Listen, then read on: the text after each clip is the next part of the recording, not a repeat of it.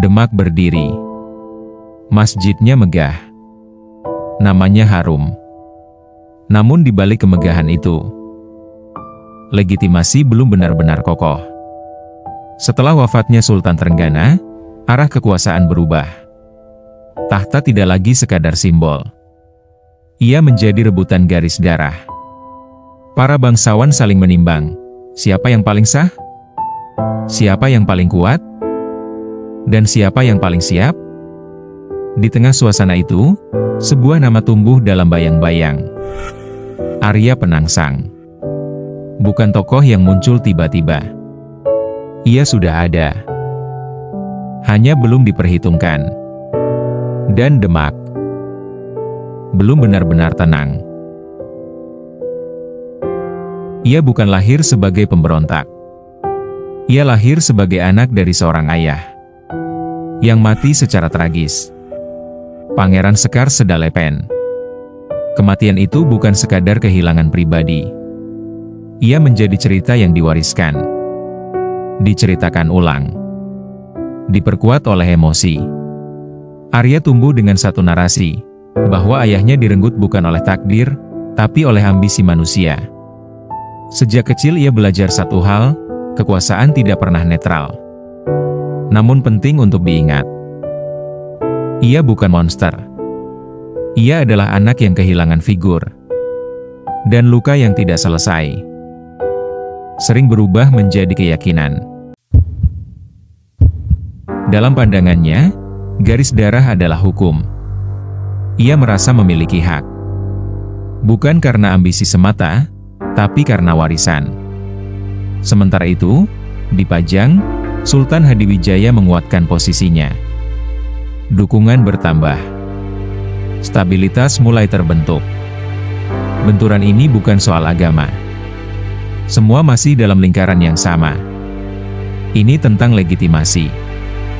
Tentang siapa yang lebih sah memegang arah Demak. Dan ketika dua keyakinan sama kuat, ruang kompromi menjadi sempit. Ketegangan tidak langsung menjadi perang.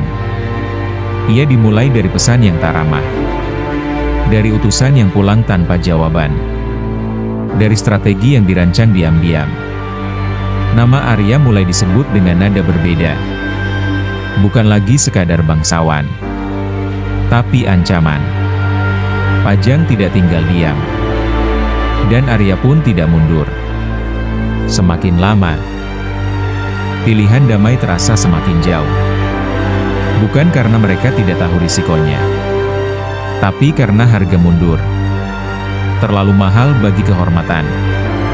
Dan sejarah seringkali berjalan menuju titik yang tak bisa dihindari. Pertemuan itu akhirnya terjadi.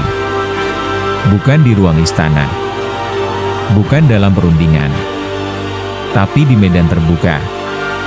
Arya Penangsang berhadapan dengan Danang Sutawijaya.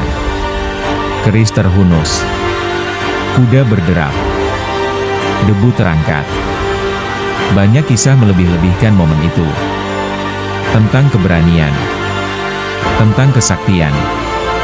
Namun jika kita hening sejenak, yang terjadi hanyalah dua manusia yang sama-sama yakin sedang membela kebenaran. Luka itu datang cepat. Tidak ada musik kemenangan. Tidak ada sorak-sorai panjang.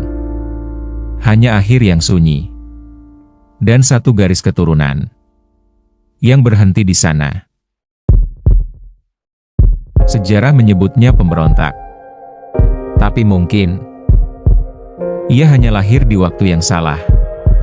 Ia bukan orang pertama yang kalah oleh perubahan zaman. Dan ia bukan yang terakhir. Demak perlahan meredup. Pajang mengambil alih arah. Namun di balik semua perubahan itu, ada seorang anak yang tumbuh dari luka dan tidak pernah merasa diakui. Karena dalam setiap perubahan zaman, selalu ada yang disebut pahlawan, dan selalu ada yang tertinggal.